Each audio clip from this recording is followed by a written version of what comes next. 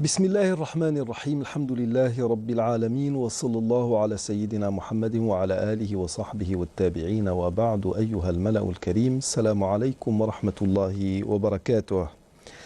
Quand on entend un certain nombre de versets du Coran ou des hadiths authentiques de la tradition prophétique, et ne tuez qu'en toute justice la vie que Dieu a rendue sacrée, nulle contrainte en religion, des propos mémorables comme celui de Omar ibn al-Khattab, depuis quand asservissez-vous les gens alors que leur mère les a mis au monde libres, ou bien quand vous avez ce fameux hadith qui sert aussi de maxime juridique, ça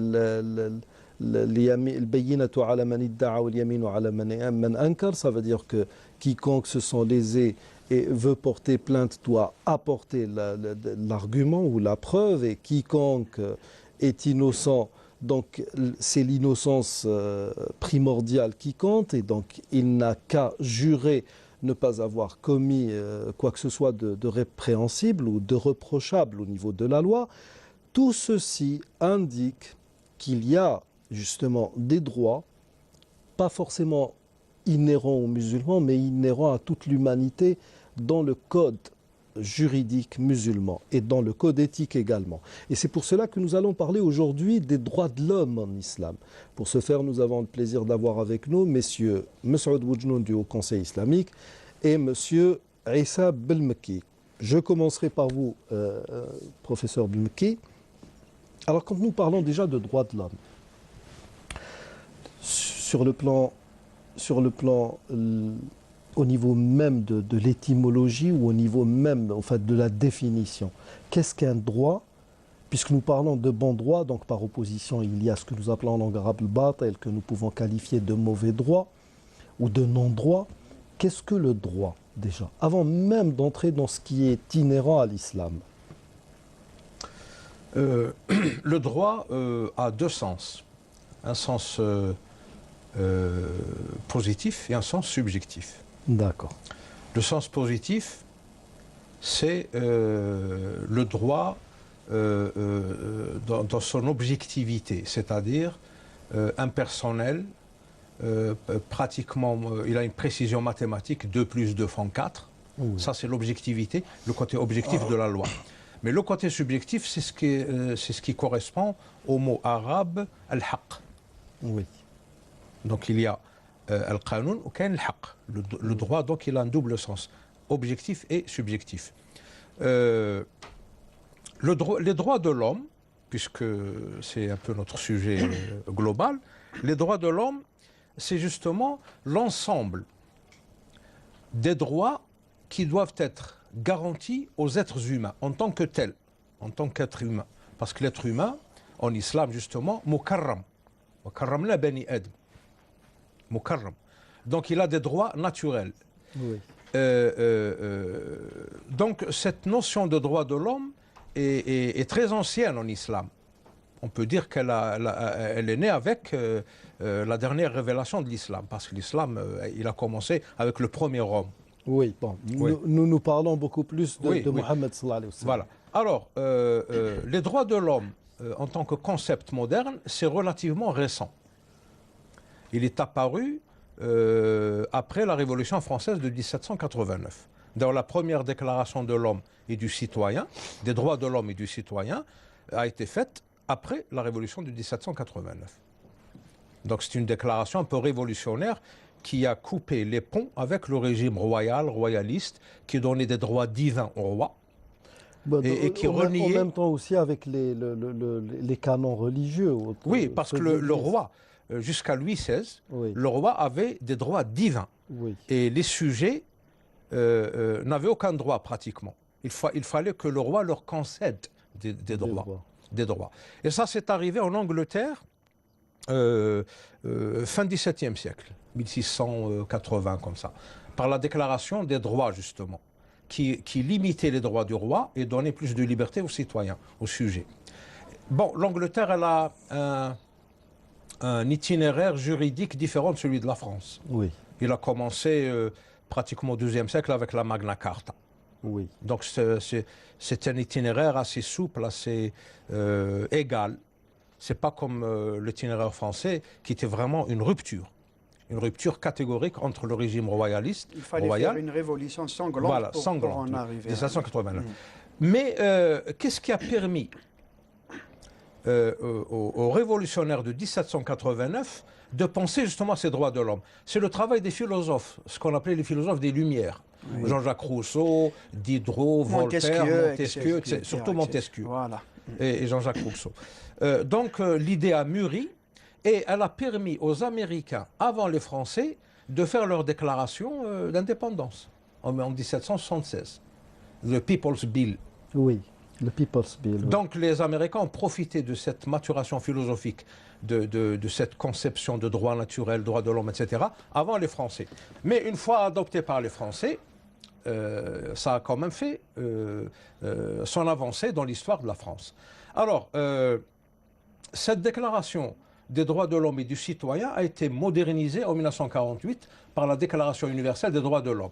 Mais, il y a un mais, cette Déclaration universelle des droits de l'homme a été faite sous l'égide de la Société des Nations. Je dis bien la Société des Nations. L'ancêtre des Nations. Voilà, Unies. La SDF. Voilà, la Société des Nations. SDN plutôt. SDN. La Société des Nations, c'était une sorte de club des nations fortes. Oui. Qui ignoraient l'existence des autres. Donc ils ont fait un peu du sur-mesure. Ceux qui ont vaincu les pays de l'Axe. Voilà. Alors ce qu'ils appelaient la Déclaration universelle des droits de l'homme, c'était en fait la Déclaration universelle des droits de l'homme occidentale. Et surtout, le citoyen, le blanc, bien évidemment, et surtout le citoyen des pays puissants, les 5 pays puissants, qui ont jusqu'à présent le droit de veto. Et ça, c'est inadmissible. Oui. Le droit de veto, c'est complètement opposé au droit de l'homme. Oui. Parce que 5 pays décident du destin de l'humanité entière. C'est ça. Et ça, c'est inadmissible. Une institution internationale qui se gargarise de droits de l'homme et qui commet une aberration pareille, c'est tout dire. Alors, évidemment, il y a le cortège d'injustices, de poids, de mesures, ce qui est bon pour nous n'est pas bon pour vous, etc.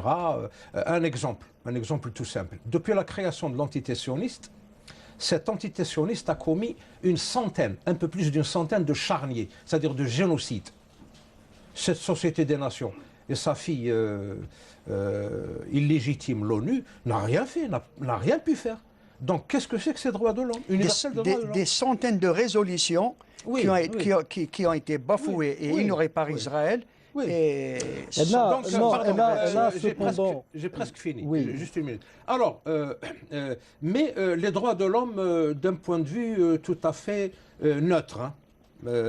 Moi, j'ai débordé un peu du sujet pour garder l'esprit en éveil.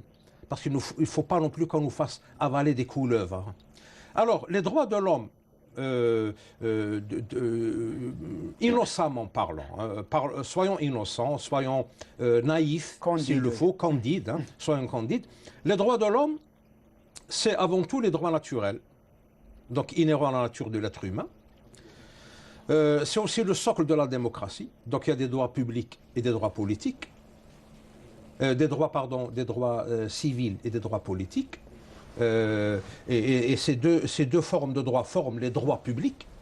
Donc, d'un point de vue idéaliste, disons, et neutre, innocent, les droits de l'homme, c'est un peu ça. C'est les droits naturels, les droits publics, qui sont le socle de la démocratie.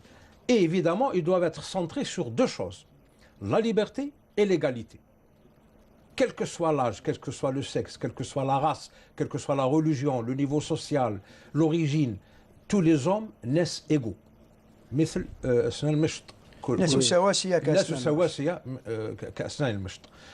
les droits de l'homme, c'est un peu ça. Mais évidemment, en ce qui concerne l'Occident, il y a des avancées, ils sont en train de se perfectionner. Et le summum actuel de ces droits de l'homme, évidemment réservé aux Occidentaux, c'est la Cour européenne des droits de l'homme, qui émet des jugements obligatoires. La Cour européenne des droits de l'homme, qui est née de la Convention européenne des droits de l'homme en 1950, elle a été rejointe par la France, je crois, en 1974, et jusqu'à présent, il y a 48 pays qui l'ont la composent. Qui la composent. C'est le seul instrument juridique perfectionné au monde qui permet à un citoyen d'ester en justice son État. Oui. Et l'obliger à changer ses lois. Oui. Donc, disons, dans l'hémisphère nord, tout va bien dans le meilleur des mondes possible. Tout est bien dans le meilleur des mondes possibles. Mais dans l'hémisphère sud, c'est notre paire de manches. Voilà un peu ce qui se passe sous le couvert de ces soi-disant lois fondamentales des droits de l'homme. Je voudrais ajouter quelque chose. Oui, allez-y. Ça, c'est juste un historique. D'accord. Donc moi, je voudrais parler un peu de l'aspect philosophique sur lequel repose la civilisation occidentale. La civilisation occidentale, elle est d'essence matérialiste. Comme nous l'avons dit à plusieurs reprises, elle repose sur l'axiome darwinien de la sélection naturelle. Pratiquement, oui. Voilà. C'est ça. Et sur aussi la pensée du philosophe Nietzsche, selon lequel sa fameuse déclaration que Dieu est mort. Donc la civilisation occidentale, tout à fait, est par essence, je ne dirais pas agnostique, mais comment dirais-je, athée, si l'on peut dire. Donc Dieu est exclu de cette civilisation occidentale. Or, en islam, Dieu est au centre de la pensée. Il est au centre comment dirais-je, de la vie de l'homme.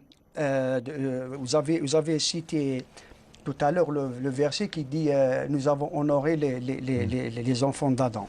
Inna karamna bani Adam. Voilà. Donc l'homme, a priori en islam, il est homme en tant que tel parce qu'il a été honoré par Dieu et choisi par Dieu pour être son vicaire sur terre. Donc son lieutenant sur terre, Khalifatullah fil ard. Donc ce mot qu'on ne peut pas traduire tout à fait. Donc khalifa, on ne peut pas traduire par vicaire ou par lieutenant ou par autre chose parce que c'est quelque chose de vraiment sublime. Ce qui n'est pas le cas en Occident où, soi-disant, l'homme maintenant il est au centre de tout, mais c'est une pensée à géométrie variable. Donc vous avez parlé tout à l'heure de l'homme blanc. Effectivement, la civilisation occidentale, même si elle ne le montre pas ouvertement, mais c'est l'homme blanc qui profite surtout de ces acquis des droits de l'homme. Et si vous permettez, je vais vous lire un petit texte justement qui est très illustratif sur cette pensée occidentale. Donc, c'est un texte du philosophe Edgar Morin, qui est très connu en Occident. Qu'est-ce qu'il dit? La domination de l'Occident est la pire de l'histoire humaine dans sa durée et son extension planétaire. Depuis plus de 5 siècles, les Occidentaux dominent la planète. Or, je l'ai rappelé, les Blancs, aujourd'hui, ne représentent que 12,8% de la population mondiale. Par le passé, ils n'ont jamais dépassé 24%. Domination minoritaire, donc, mais domination féroce et hautement organisée. Donc, aujourd'hui, celui qui profite le plus des droits de l'homme, c'est l'homme blanc.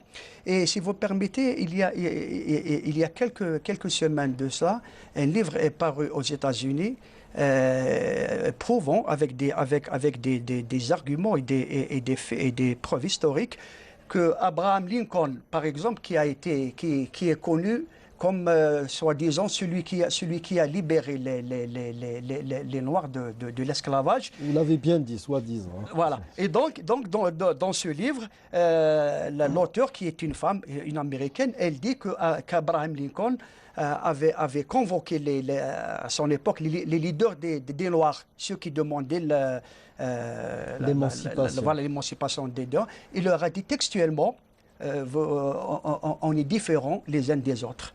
On n'a rien de commun entre nous deux. Vous appartenez à une race et moi j'appartiens à une autre race. Et qu'est-ce qu'il leur a proposé? Il leur a proposé d'aller coloniser un autre pays. D'ailleurs, attendez, d'ailleurs, ce que beaucoup de gens ne savent pas, il y a un pays en Afrique qui s'appelle Monrovia. Oui. Monrovia, c'est le Libéria. Le Libéria, Voilà. C'était Monroe. Exactement. Monrovia.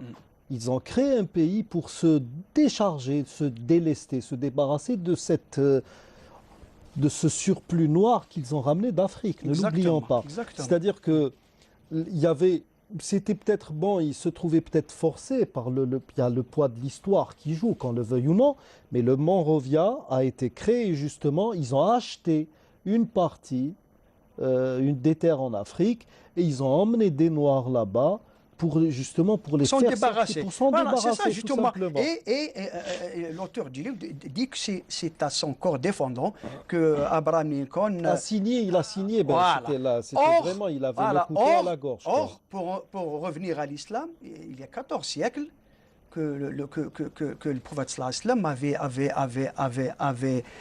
dit qu'il n'y a pas de différence entre un blanc Et un noir. et un noir. La farqa bayna بين أبيض وأسود وأعجم وأعجم وعرب ولا بين أبيض وأسود إلا Il a cité même le rouge. Voilà, إلا بالتقوى. Exactement.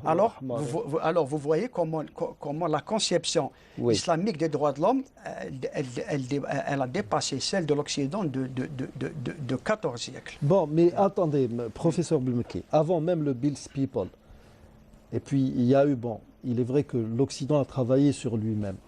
Il y a eu même le habeas corpus. Avant même que le habeas corpus consiste à ne pas mettre en prison quelqu'un sans l'avoir préalablement jugé pour quelque chose qu'on lui reprocherait éventuellement. Nous avons l'yaminu ala man ankar wal bayyinatu ala al-mudda'i. L'islam n'a jamais procédé à une sentence avant qu'il n'y ait eu un jugement équitable. L'islam, depuis qu'on et le bénéfice du doute. Et il y a le bénéfice du doute. لأن تخطئ في العفو خير لك من أن تخطئ في العقاب ou bien في العقوبة. Faire une erreur en pardonnant vaut mieux que de faire une erreur en condamnant. Et donc nous avons justement en islam, il y a une sorte de... autant les musulmans que les non-musulmans ont vécu dans une sorte de sérénité, de confiance en l'autorité qui n'a jamais existé en Occident. Et ceci rejoint justement le concept de droit naturel. Qu'est-ce que le droit naturel? Le droit naturel, c'est le droit inhérent à la nature humaine. De par la nature humaine de l'homme, de l'être humain, il a des droits naturels. Le droit à l'instruction, le droit à la vie, le droit à la vie. Par exemple, vivre sa paternité ou sa maternité, c'est un droit naturel. Oui. Pourquoi je donne cet exemple? Parce que dans la plupart des codes de la famille, même le nôtre, oui. Après le divorce, le père n'a plus le droit naturel d'exercer sa paternité. Oui. Il est carrément éloigné de ses enfants. Et ça, c'est une Française qui s'est soulevée contre ça. C'est Evelyne Souraud. Tel père, tel fils. Quel père, quel fils. Elle a dit qu'on est en train de détruire la société et la en détruisant l'image du père. Donc, le père, la paternité ou la maternité... Evelyne Souraud était une féministe acharnée. C'était pas une féministe. Elle a été. Non. On la classe féministe parce qu'elle a défendu la condition féminine. La condition féminine. Mais moi, je l'appellerais plutôt une spécialiste du fait féminin. Parce qu'une féministe, ça finit chez fémin. Hein. Oui. C'est péjoratif. C'est péjoratif. C'est un isme. Tous les ismes sont des idéologies qui déforment les choses. Islamisme y compris. Oui. D'ailleurs, l'Algérie, en tant que pays musulman, a été très bien inspirée pour avoir organisé un congrès international féminin où il n'y avait pas de féminisme. Il y avait l'étude du fait féminin. Ah d'accord, celui d'Oran. Oui, celui d'Oran, récemment. Tout récemment. Et c'est vraiment une première internationale. Dans ce congrès, il versait dans l'optique d'Evelyne Sureau, de cette philosophe, son nom m'échappe, espagnole, qui a créé en 1989 le concept de transmodernité, en écrivant Le sourire de Saturne, une vision du futur de la transmodernité. Donc, le féminisme en tant qu'isme, en tant qu'idéologie, donc en tant qu'attitude extrémiste et péjorative, qui consiste à instaurer la guerre entre les deux sexes. C'est beaucoup plus ça. Le féminisme, c'est créer une relation conflictuelle entre le sexe masculin et le sexe féminin. Mais Evelyne Sureau n'a pas fait ça. Et essayer de créer un troisième sexe. On a essayé de le faire. Non, pas Evelyne Sureau. Non, je parle pas de famille. Elle a essayé de sauver la famille. En créant par exemple le concept de planning familial. Elle a travaillé sur un autre registre qui n'est pas celui de la relation conflictuelle entre les deux hommes sexes. Et femmes, oui. Hommes et femmes. Non, mais quand je dis que c'est une féministe, parce qu'on a l'impression, surtout dans son livre Quel père, quel fils, que d'ailleurs on en a parlé il y a quelques années dans une émission radio, et c'est suite à cela que je me suis procuré le livre. On a l'impression qu'elle fait une sorte de mea culpa. C'est l'impression que j'ai eue en lisant le livre. Mais bon, ce concept de droit naturel, M. Boujnoun, ne se résume-t-il pas en ce que nous appelons en langue arabe maqasid sharia? Tout à fait. Les objectifs majeurs de vocation majeure de la loi de Dieu. Et comme je l'ai dit tout à l'heure, le premier de ces droits, c'est le droit à la vie. Oui. Voilà, c'est le droit à la vie qui est un droit fondamental de l'homme et que personne en dehors de Dieu n'a le droit d'y mettre fin. Sauf à bon droit. Voilà, exactement. Si vous permettez, Dr Bemeki. Donc, le droit à la vie. Nous avons aussi le droit, donc nous aurons l'occasion d'en parler, le droit à la liberté culturelle, voilà, c'est ça,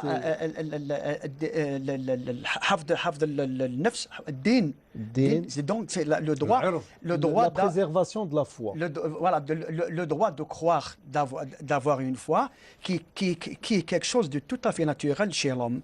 Donc l'homme, contrairement aux autres créatures, aux animaux, voilà, c'est un être spirituel, c'est un être divin. Donc la foi fait partie de son entité de l'homme. Certains pays, heureusement disparus, les pays communistes qui ont essayé d'effacer cette foi par la terreur et la violence, notamment en Albanie ou en URSS, où le fait seulement de faire la prière ou de faire le jeûne était passible d'une peine de mort. Donc ces pays ont disparu, mais la foi, elle est restée toujours vivace.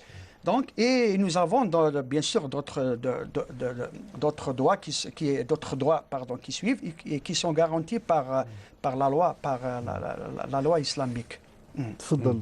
Le concept de droit de l'homme en islam, il dérive directement de deux concepts. La profession de foi. Shahada. La ilaha illallah Muhammad Rasulullah. Et le concept d'égalité absolue entre tous les êtres humains. La seule différence qui peut exister entre les êtres humains, c'est le degré de taqwa, donc de piété et de crainte de Dieu. C'est la seule différence qui est normative. Oui, mais cette différence, elle ne vaut que pour Dieu. Bien sûr, bien sûr. Nous savons, par exemple... Le seul arbitre de ça, c'est Dieu. C'est Dieu. Mais la différence fondamentale entre le concept de droit de l'homme en Occident et en Orient, donc en islam, c'est que l'islam est théocentrique et l'Occident, il est anthropocentrique. Vous avez cité tout à l'heure Nietzsche. Nietzsche a toujours prôné l'idée de surhomme. Oui. L'homme doit se surpasser, se dépasser pour devenir un dieu grec, un dieu de l'Olympe. Il n'a pas de limite. Ouais, voilà. Donc lui, au lieu d'appeler à une soumission, à une obédience à Dieu, il appelle plutôt l'homme à devenir encore plus renégat qu'il ne l'est. Mais n'oublions pas que Dieu nous envoie des signes. Nietzsche n'avait pas de foi, malgré ses origines juives. Il n'avait pas, c'était un athée. Un véritable athée. Oui, un véritable. D'ailleurs, à la fin de sa vie, il a perdu et la foi et la raison, les deux. Et la santé. Il s'est pris pour Dieu. Il a perdu la foi, la santé et la raison, les trois à la fois. Il est mort syphilitique, ça donne une idée de ses mœurs. Oui. Ne rentrons pas dans les détails. Voilà, il a perdu la foi parce qu'il n'a jamais cru en Dieu. Et il a perdu la raison en disant que Dieu ne peut pas exister, parce que s'il existait, ce serait moi. Donc voilà où a fini un homme tel que Nietzsche, un philosophe tel que Nietzsche. Donc c'est un signe divin, ça. Son comportement et ses dires ne sont en aucun cas normatifs. Ils ne sont pas compatibles. Ils ne sont pas normatifs. Mais malheureusement, on doit l'étudier en tant que phénomène humain. Ils inspirent la civilisation occidentale. Oui, la civilisation occidentale est tout entière construite sur des mythes, sur une mythologie. C'est ça le problème de la civilisation occidentale. C'est Caïn personnifié. Et c'est ça le problème de la civilisation occidentale. Caïn, il a tué Abel, son frère. L'Occident, depuis qu'il existe, à chaque fois qu'il émerge de l'histoire, il essaye de tuer l'Orient. C'est ça le problème. C'est ça le problème. Et cette problématique, c'est à nous, musulmans, de la gérer. Je voudrais juste signaler, enfin revenir sur vos propos quand vous dites que la seule différence est la piété. Je voudrais juste que nos téléspectateurs prennent en considération cela, mais en sachant que ceci ne vaut pas entre les hommes. Dans une cour de justice, le plus pieux n'est pas celui qui a forcément pas du tout. raison dans un litige. Non, pas du mais bien sûr, bien sûr. Bien entendu. Dans un procès,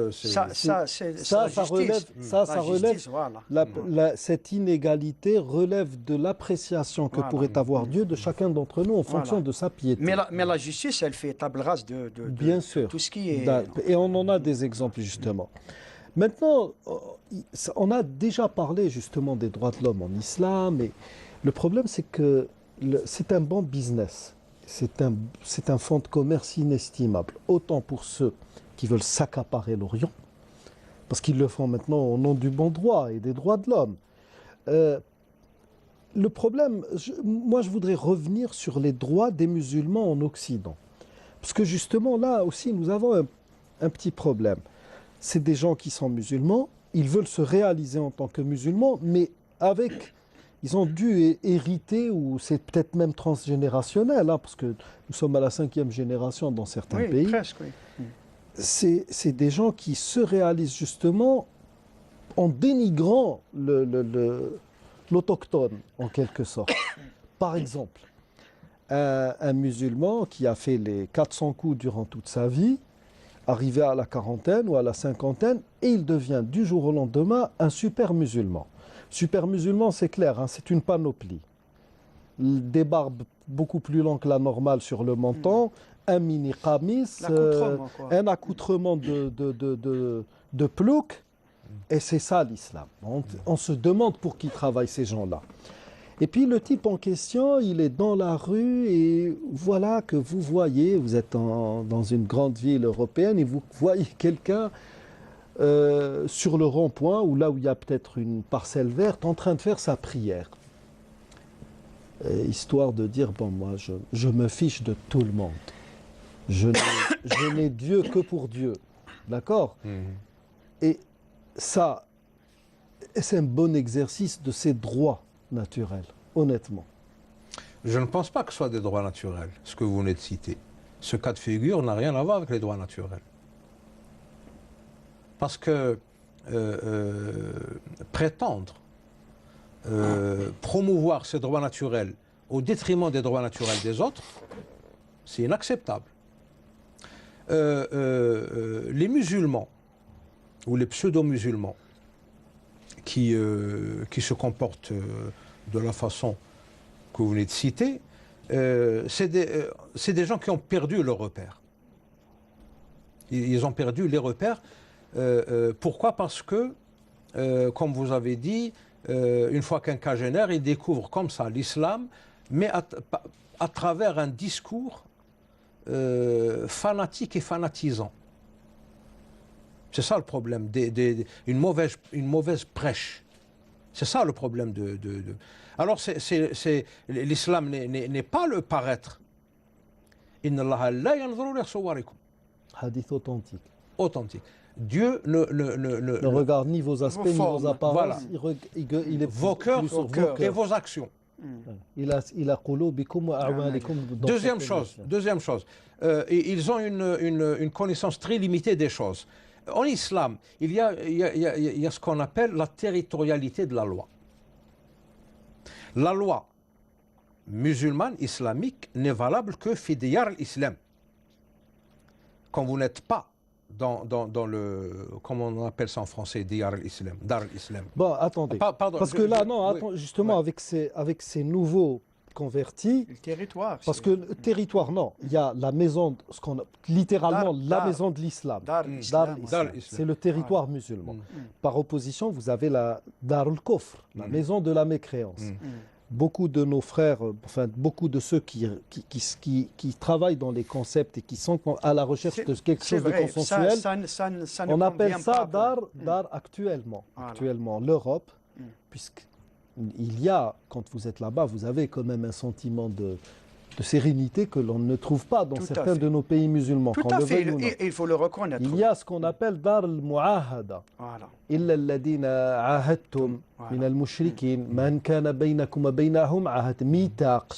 Ça veut dire ceux avec qui nous avons des pactes de non-agression. C'est-à-dire qu'actuellement l'Europe, c'est Dar justement, c'est la maison de la non-agression, la maison de la pacification. Oui, quelque chose tout à fait d'accord, tout à fait d'accord. Mais le fait c'est-à-dire que lorsqu'on n'est pas fidiyar al-islam, nous ne sommes pas censés imposer des choses spécifiques à l'islam à l'extérieur de ce dar l'islam.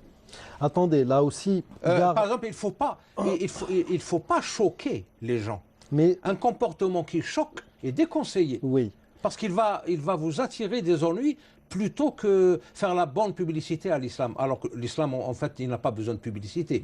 C'est une religion qui ne fait pas du prosélytisme de bas étage.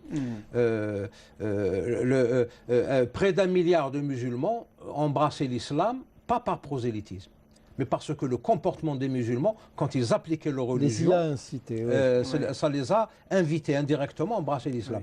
Oui. Sur 1,5 milliard de musulmans sur Terre, il n'y a que 250 millions d'Arabes et 1,250 millions de Ajam. C'est-à-dire que... 1 milliard plutôt. 1 milliard. Oui, mais attendez, docteur Belmeki, parce que là... J'ai presque fini. Vous êtes en France. Votre femme décide de porter... le voile, c'est-à-dire le vêtement avec les prescriptions de la religion musulmane, c'est-à-dire la décence, l'humilité, etc. La tête et le décolleté couvert. C'est la tenue de la prière. Voilà. La tenue de la prière. Exactement. Mais le niqab, ce qu'on appelle le voile intégral, la burqa, mais c'est pas un accoutrement d'islam, ça. La burqa, c'est un vêtement culturellement parlant afghan. Le niqab, culturellement, il appartient à la culture du Golfe. C'est une coutume, oui. Oui, c'est-à-dire c'est des cultures particulières qui ne sont pas normatives en islam. Oui. L'islam vous donne des prescriptions, des conditions que doit remplir votre accoutrement. Ni plus ni moins. Mais habillez-vous comme vous voulez. Alors, il y a un geste quelque peu provocateur dans cet accoutrement qui dénote dans des sociétés occidentales. Mais d'un autre côté, les sociétés occidentales réagissent avec véhémence face à ces comportements.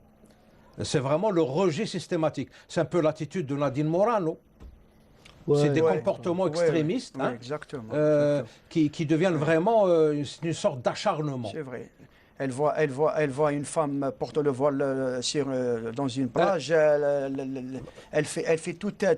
Ah oui, alors là, c'est comme si elle avait vu, je ne sais pas moi. C'est ces comportements extrémistes qui enveniment les choses. Oui, exactement. Mais moi, avant de reprocher quoi que ce soit aux Occidentaux, je commence par moi-même. Les musulmans sont censés être médians en tout, d'une loi satya. Ils doivent être équilibrés en tout, éviter tout extrémisme.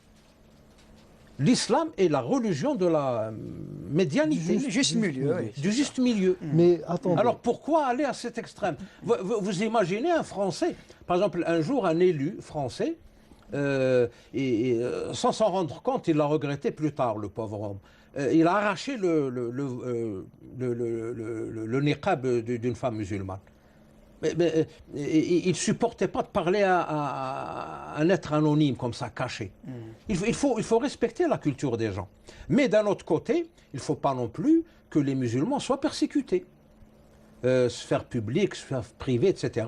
Un musulman qui se comporte correctement a le droit d'être musulman à la fois dans la sphère publique et dans la sphère privée. Sa liberté s'arrête évidemment là où commence celle des autres, mais il ne faut pas non plus faire l'erreur inverse. Mais attendez, là justement, pour qu'il n'y ait pas de malentendu, en parlant justement, j'ai évoqué lors d'une toute récente conférence la même chose, et je me retrouve face à un converti, un nouveau converti français, qui prend sa science chez un autre converti français, et qui vous sort, qui vous balance des propos de Mukhtasar Khalil, en disant que la femme doit couvrir, oui, on est d'accord, mais elle doit couvrir son visage devant le kafir. Oui, mais il vous dit il y a ijma', il y a consensus. Je dis c'est un consensus dans l'école malékite et dans une sous-école malékite, pas dans toute l'école malékite. Mais bon, là c'est un autre débat. Le problème avec ce que vous dites est que je suis de votre avis. Sauf que nous avons maintenant des prédicateurs en France, des pseudo-prédicateurs musulmans ou demi-prédicateurs musulmans qui conseillent aux musulmans de vivre cachés. Non mais vivez, mais rasez les murs, ne vous faites pas de signes ostentatoires. Soyez je suis désolé. transparent. Soyez transparent. Et puis l'autre, cet intelligent qui va jusqu'à la mosquée Al-Azhar, voir quelqu'un qui est maintenant Fdar al-Haq, Tantawi, qui dit oui, la femme musulmane n'a pas le droit de porter le hijab en France parce que les lois de ce pays ne le permettent pas.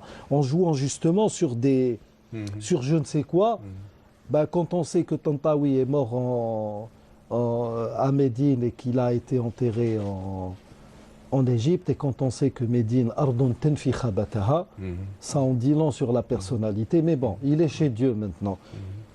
Il ne faut pas faire non plus dans ce type de raisonnement. Les musulmans n'ont pas à vivre cachés, là où ils sont. Oui, mais Ils n'ont pas, là.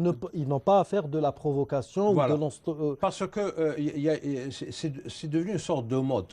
L'accoutrement devient le fondement principal, le pilier principal de l'islam. C'est l'argument même du nouveau musulman. Alors là, ça. on laisse de côté les 5 piliers et on en crée un principal, c'est l'accoutrement. Ça, je regrette, c'est de l'exhibitionnisme, c'est de l'ostentation, et l'islam est contre l'ostentation, riya. Quand je m'habille, mora'at linnas, c'est rejeté par Dieu. C'est pas accepté.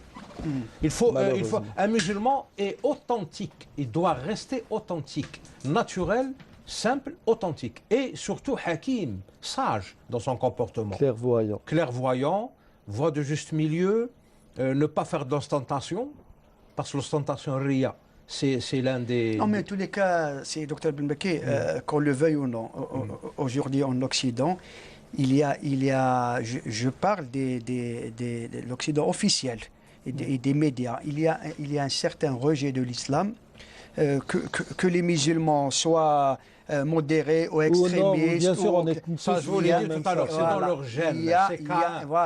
L'Occident, c'est il y a un rejet de l'islam systématique. C'est dans leur gène. Donc, ils refusent les attributs divins, ils refusent l'existence même d'un Dieu. Et on le voit unique. chaque jour que Dieu fait. Oui. Dernièrement, il y a eu une grande manifestation en Allemagne contre l'islamisation de l'Europe. L'islam rampant. Voilà, donc, alors qu'ils oublient, nous étions en train de parler tout à l'heure, avant d'entrer dans les studios, ils oublient que l'islam a quand même plusieurs siècles d'existence en Europe. L'islam n'est pas venu comme ça en Europe. L'islam a des racines en Europe. Ils existent jusqu'à maintenant. Ils peuvent aller en Espagne, au sud de la France, même du côté de Paris. Vous savez, l'avez dit tout à l'heure. Oui, il y a quelques recherches qui disent que les musulmans sont arrivés à près de 70 km Exactement. de Paris. Donc l'islam, et même l'existence de l'islam en tant que religion, elle est très ancienne. Il y a des Français qui se sont convertis à l'islam il y a des siècles. Il y a des siècles. Moi, j'ai écrit dernièrement un livre paru en France. Ils ont embrassé l'islam. Donc, j'ai fait des recherches portant sur plusieurs siècles et j'ai trouvé des Occidentaux qui ont embrassé l'islam peut-être le 3e ou le 4e siècle après la révélation de l'islam. Donc l'islam n'est pas... C'est-à-dire vers le 10e siècle de l'ère chrétienne. Tout à fait. Ce n'est pas un intrus comme ça qui est venu envahir l'Europe comme ça. Il a des racines, il a des origines très lointaines. L'islam est un message universel. Il est destiné à l'humanité entière. Il peut très bien exister sous une version européenne, une version américaine, sous diverses formes. Mais au niveau de l'absolu, l'islam, c'est l'islam. Il suffit d'en faire la bonne lecture. C'est ça. Non, mais professeur Belmeki, argument pour argument. Monsieur Boudjoun vient de nous dire, et ça a été démontré justement, que l'islam est très très ancien en Europe. Du 9e au 11e siècle, il y a eu déjà pas mal d'échanges, il y a pas mal de villes qui commençaient justement à sortir du giron de l'Église en tant qu'institution, et ça posait justement problème. Quand on étudie certains historiens occidentaux, par exemple ici en Algérie, l'argument a été utilisé par des protestants venus des églises New Age des États-Unis, en disant que oui, voilà, maintenant, il faut revenir à l'origine. Certains invoquent même ce dicton qui dit « Ruju'u ila al-asli fadila ». Nous disons que « Ruju'u ila al-asli fard », c'est une obligation que de revenir à quelque chose d'original, quand l'origine est bonne. Et on veut nous faire, entre guillemets, gober que la religion primaire de l'Afrique du Nord, c'était le christianisme. Alors que nous savons très bien que le christianisme était cantonné près de certaines garnisons romaines, pas plus ni moins, pas plus ni moins. Donc, et ce qui était dans l'arrière-pays, c'était une religion païenne. Les autochtones... oui, ils étaient païens. Il y a eu par la suite un développement du christianisme, mais il n'a rien à voir avec celui de Rome. Donc maintenant, argument pour argument, oui. Vous dites que la religion chrétienne est très ancienne ici, elle a donc un droit d'aînesse par rapport à l'islam. Pourquoi ne concédez-vous pas non plus à l'islam ce droit, puisque lui-même existe sur ce sol européen depuis plus de 10 siècles? Mais l'islam est plus ancien que la chrétienté. Nous le savons très bien, oui, parce que ça dépend comment vous oui, lisez les choses. Non, je les vois de la même manière que vous. Je sais très bien que le judaïsme est né avec Josias à un moment donné où on a politisé la religion de Moïse en référence à la Judée. Le christianisme est né au moment où on a décidé justement d'attribuer cette soumission à Dieu qui signifie islam dans notre langue à Jésus alayhi salam. Nous-mêmes, on nous a bâti. Certains orientalistes disaient de nous que nous étions les Mahométans ou Mohamédiens, alors qu'il n'en est rien. Si nous devons nous référer, nous nous référons à ce que Dieu a choisi pour nous comme appellation. Et le problème, c'est que certains de nos musulmans sont en train d'avancer dans la même logique, en disant, par exemple, moi je suis un salafi, alors que Dieu t'a nommé musulman. C'est de l'intelligence... je ne sais pas moi, un peu plus déiste que Dieu, à la limite. Non, ça c'est des idéologies politiques qui créent un climat conflictuel. L'espace européen n'est pas disputé entre le christianisme et l'islam. C'est les Européens qui doivent décider de leur religion, mais pas au détriment des autres. C'est-à-dire qu'un Français musulman, un Français de nationalité française, donc qui est citoyen français. Musulman français de souche, on voilà, va dire. Il a le droit d'être musulman, donc de vivre sa religion, ça ne dérange personne.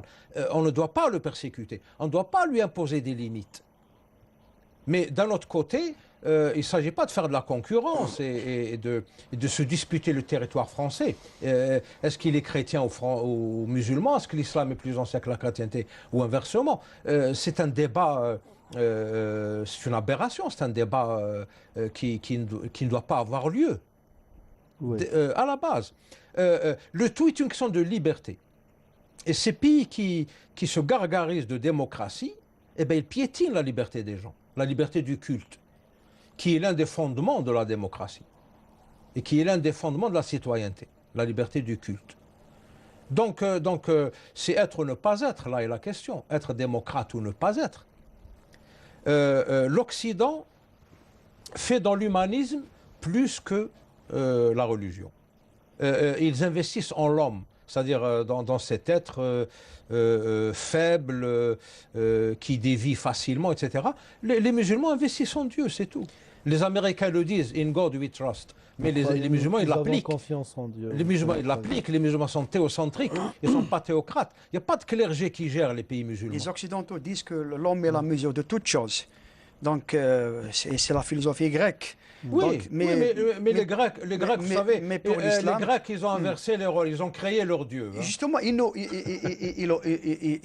leur ont même assigné des rôles. Ils nous reprochent, entre autres, ils reprochent, entre autres, la théogonie d'Hésiode. Oui. Ils reprochent, entre autres, à l'islam d'être contre la liberté de penser, la liberté de croire et la liberté de penser.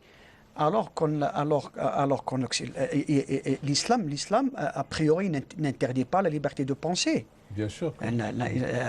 Les versets sont clairs. Les versets sont clairs. Non seulement les versets sont clairs, mais moi j'aime bien argumenter cela aussi par l'histoire. Nous avons par exemple le cas de l'Hallaj. Il n'a pas été tué sur le coup. Il a été tué par la suite, mais selon des historiens crédibles musulmans, ils disent que sa mise à mort, je ne dirais pas un assassinat, elle est plus politique que religieuse, parce qu'à l'époque, c'était le moment des Qarmat, très connu, Qaramita. Donc, on a dit qu'on l'a accusé d'avoir un lien avec les Qarmat, donc il a été mis à mort par le calife. Sinon, avec les savants de l'islam, il y a eu beaucoup de rencontres avec lui, on l'a dissuadé. Bien sûr. Il a même été confondu par l'argument. C'est-à-dire que face aux grands savants musulmans, il n'avait pas de...